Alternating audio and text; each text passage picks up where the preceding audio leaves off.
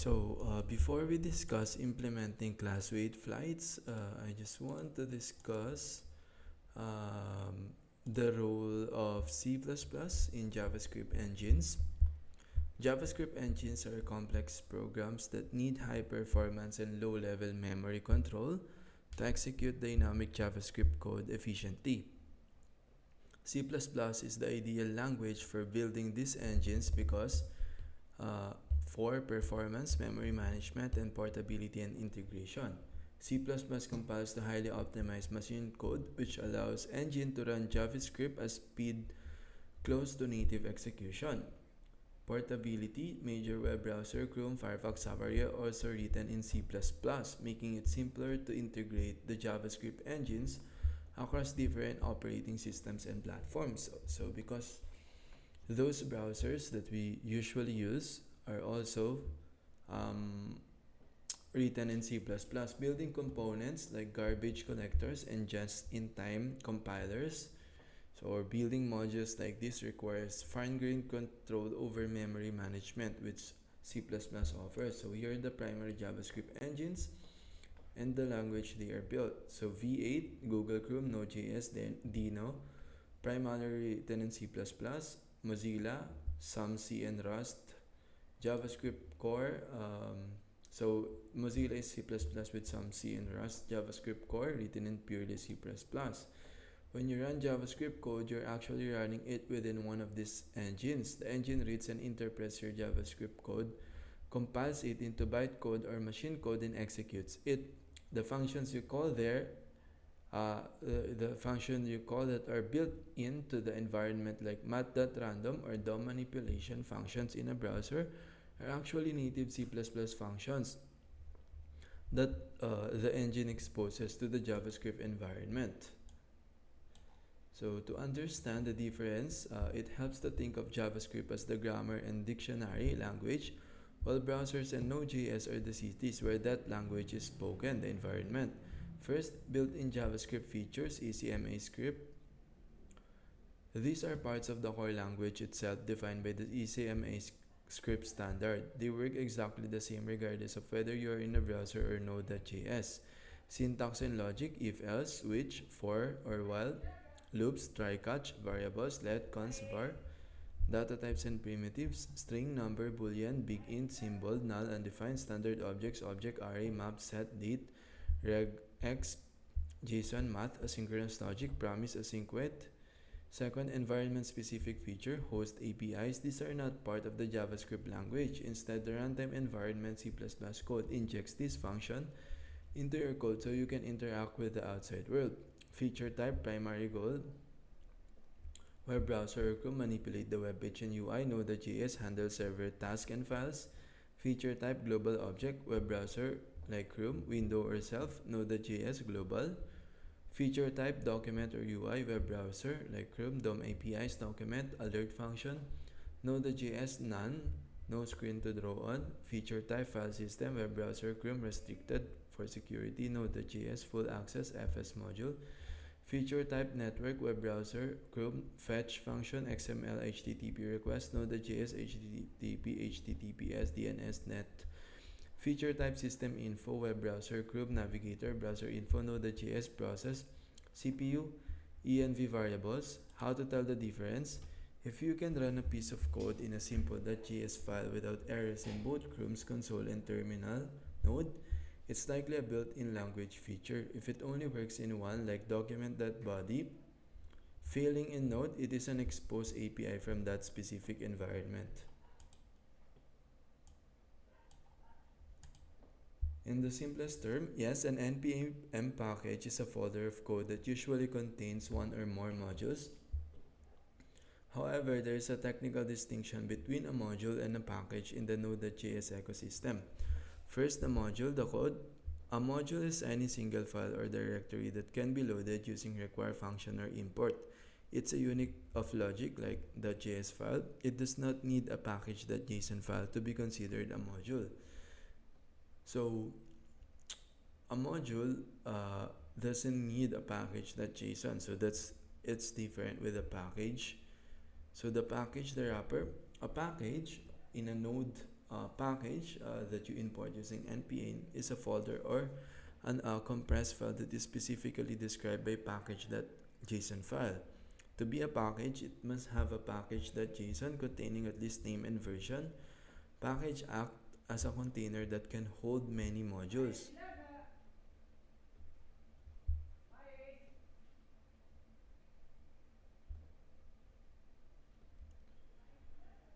So the two must-have requirements of a package is a package.json. It's a three package.json name and version. A package acts as a container that's stored in a database registry that can hold many modules. While most npm packages are modules because they export code you can use, some are just CLI tools like Create React App that you can run from terminal rather than importing to your code.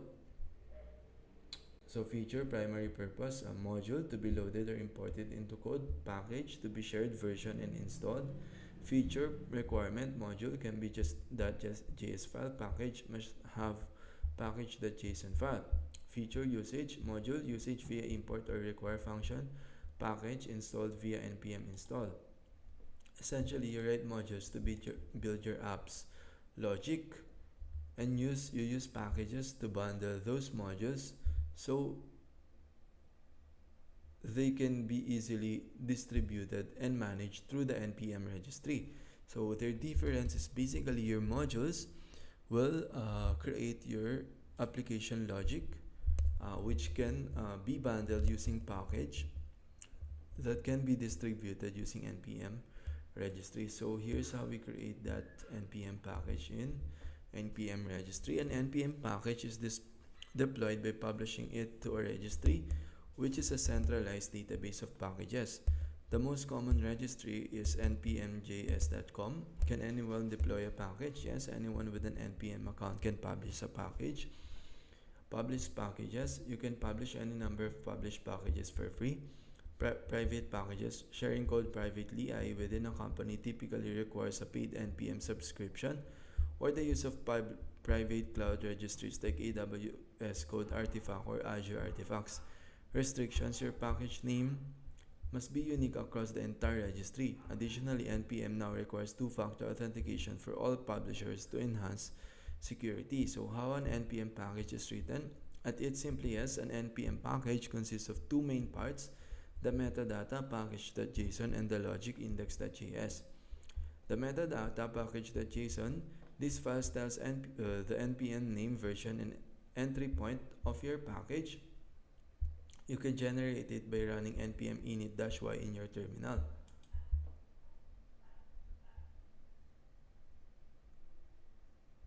So to be able to write a package, you will have two main component, package.json and index.js. For the metadata, which is the package.json, it tells the name, version, and it encapsulates those name and version. It must be unique on the system as well. So here we have a key value for name, my simple math tool, version, description, mean, index.js, license, MIT, and then closing. The logic index.js, this is where you write actual code. You use module that exports to make your function available to others. Function add AB, return A plus B, module that export equal A plus B. So the deployment process: once your code is ready, you follow these steps to deploy it. Create account, sign up at npmjs.com, log in your terminal, run npm login, and follow the prompts. Publish, run the code npm publish. Note, if your package name start with a scope like at my usernames tool, use npm publish access public. So most of the npm package are written in JavaScript. So those are most of those logic, but it could be HTML, CSS, or other language as well published there. So the reason why we discuss that is because whenever these patterns are just tools for us to use those logic in the module that we can eventually bundle and then publish in npm package. Or if we're not sharing it or versioning it, then we can just like publish it to a GitHub. And then once we publish it to a GitHub, we can host that into a cloud server such as Vercel, which will run a computer for us to be able to run our code remotely and access it. So implementing class flyweight patterns. So essentially this is like the techniques in the user space application. The flyweight pattern hasn't heavily used in JavaScript recently. So many of the implementation we might use for inspiration come from the Java and C++ worlds. The first one make use of the three types of flyweight components.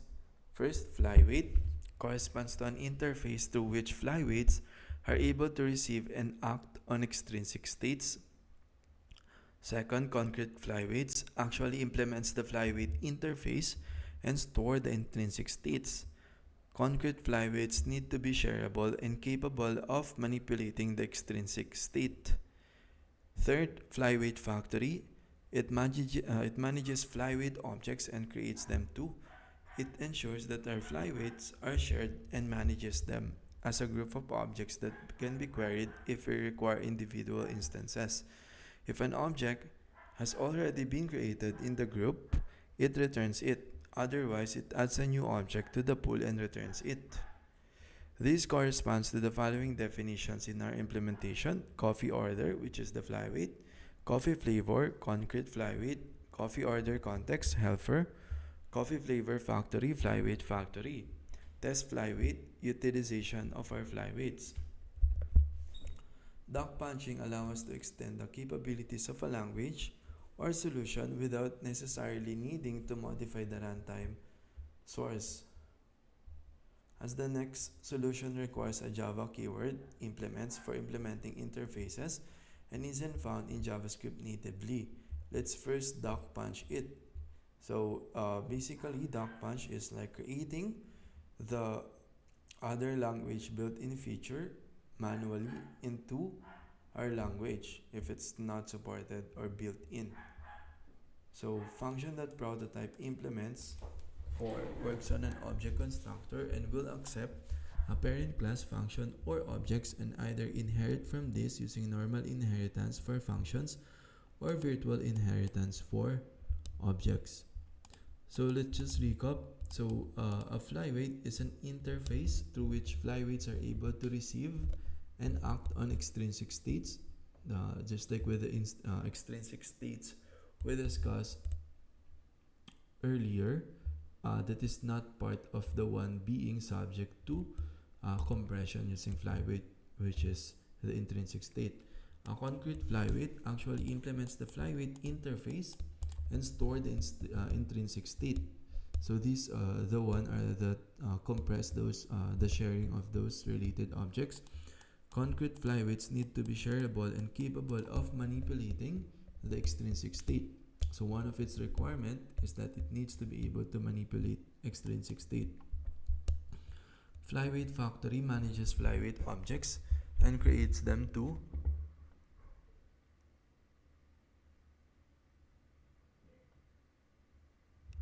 So the flyweight factory are the one that manages those or creating those objects, the flyweight and the concrete flyweight.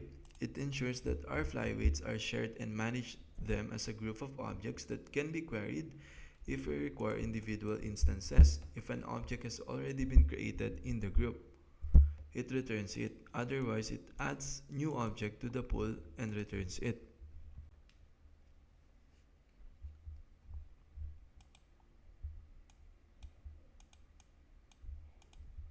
So these are the one not just creating but are responsible in how we query those flyweight and concrete flyweight. And if it's already there, it returns it to avoid like repetition. Otherwise, it adds a new object to the pool and returns it. So this corresponds to the following: coffee order flyweight, coffee flavor the concrete flyweight, coffee order context the helper. So these are the coffee flavor factory. This is the flyweight factory responsible for creating, querying, and then re-referencing the same object. Test flyweight utilization of our flyweights. So here, utility to simulate or implementation of an interface, or to copy or mimic the implement property of another language object. Class interface implementation. inside static implements for parameter superclass or interface inside this if parameter superclass or interface instance of function inside this that prototype equal object that create parameter superclass or interface that prototype closing next line this that prototype that constructor equal to this next line this that prototype that parent equals superclass or in interface that prototype else inside this that prototype equal object that create parameter superclass or interface next line this that prototype that constructor equal to this next line this that prototype that parent equals superclass or interface next line return this function. We can use this to patch the lack of an implements keyword by explicitly having a function inherit an interface. So to implement something is basically having a function inherit an interface or kind of like a function or the interface concept in TypeScript. Next, coffee flavor implements the coffee order. So this concrete flavor implements the helper interface. So the coffee order coffee flavor rather. So the concrete flyweight will implement the coffee order, which is the flyweight interface. So again, this just provide an interface that allows that receive and allow it to act on extrinsic states which are being used by the flyweight factory. So there and then the flyweight factory use the concrete flyweight, and the concrete flyweight basically implements the coffee order or the flyweight interface and must contains its interface methods for us to assign the functionality powering these implementations to an object. So that interface of that flyweight is just an object, or sorry, a method for us to assign the functionality powering this implementation to an object. So here coffee order interface. So that method allow us to create an object out of it.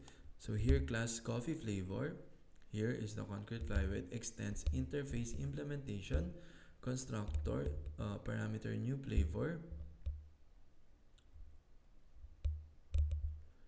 super function, then next line this that flavor equal new flavor. So as you can see, this interface we extend the interface implementation that we use via doc typing, and then we use a get flavor function using the get flavor interface method of the coffee order flyweight, and then we also use the serve coffee of that interface that is able to act on external state, then with the parameter context same as its parameter, and then console log serving coffee flavor this that flavor to table context that clickable. Now we will implement the interface. So these are the interface. Sorry, it's just an interface of the coffee order. It's not yet the coffee flavor interface. This is the actual coffee flavor. So as you can see, it's interconnected because though coffee order depends on coffee flavor, coffee flavor also depends on coffee order. So as we can see here, coffee flavor that implements for coffee order parameter, then next line const coffee order context equal parameter flavor arrow function get table function return table number closing. So we create a constant.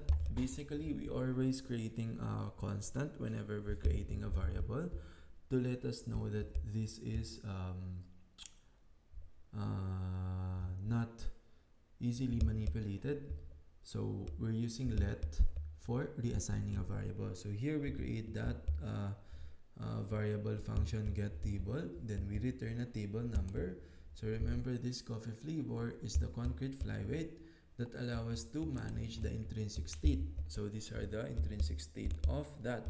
So const coffee order context parameter table number, and then class coffee flavor factory. So this coffee flavor, or sorry, coffee order interface also dependent on the coffee flavor factory. So here class coffee flavor factory constructor, empty parameter this dot flavor equal empty object, and then this dot length equals 0, then get coffee flavor parameter flavor name. So this get coffee flavor with the parameter flavor name, basically getting the flavor. So let flavor equals this dot flavor parameter. So we use let because we're reassigning the flavor or this dot flavor. Then if not flavor, flavor that new coffee flavor. So coffee flavor is the one we are or the intrinsic state we are managing here. Parameter flavor name this dot flavor name equal flavor this dot length, then return get that coffee total coffee flavors name, return this dot length, closing. So these are the test fly weight where we will use and manage those intrinsic and extrinsic state. Now const test fly weight, arrow function const flavor const table let orders made equals initially 0, const flavor factory equal new coffee flavor factory. So we use a flavor factory to create the object. Then function take orders flavor in comma table flavor that push flavor factory that get coffee flavor, which is an intrinsic state we implement using the coffee order. Parameter flavor in, then tables that push parameter coffee order context parameter table, the next line order made plus plus, the next line place orders take orders parameter cappuccino comma 2, the next line serve orders. We use for loop for let I equal initially 0, then I is less than orders made, then plus plus I, then next inside flavors parameter I that serve coffee tables parameter I, console.log total coffee flavor objects made, and then flavor factory that get total coffee flavors made, and then test fly weight. So converting code to use the fly weight patterns. So to convert that, let's continue or look at fly weights by implementing a system to manage all books in a library.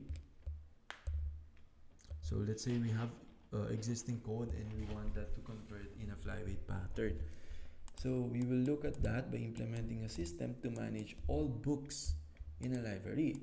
You could list the essential metadata for each book as follows: ID, title, author, genre, page count, publisher ID, ISBN. We also require the following properties to track which member has checked out a particular book: the date they've checked it out and the expected return date, checkout date, checkout member, due return date, availability.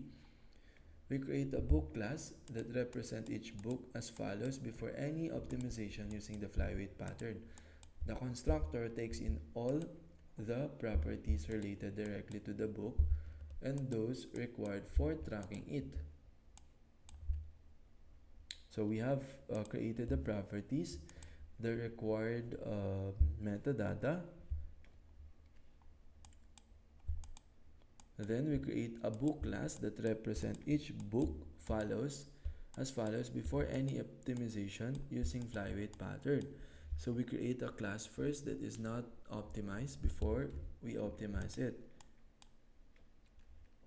So it takes all the metadata and all the properties required to track it, like the checkout date, checkout member, due date member, ID, etc. And get title, get author, get ISBN, update checkout. So for brevity, other getters are not shown. So and then update checkout status, book ID, new status, checkout date, checkout member, new return date, this not ID, extend checkout, is past due date, etc. So this probably works fine initially for a small collection of books. However, as the library expands to include a more extensive inventory with multiple versions and copies of each book, we may find management system running more slowly. Using thousands of book objects may overwhelm the available memory. So the memory or the management system memory will run more slowly if this is our code. Using thousands of book objects may overwhelm the available memory, but we can optimize our system using the flyweight pattern to improve this. We can now separate our data into intrinsic and extrinsic states.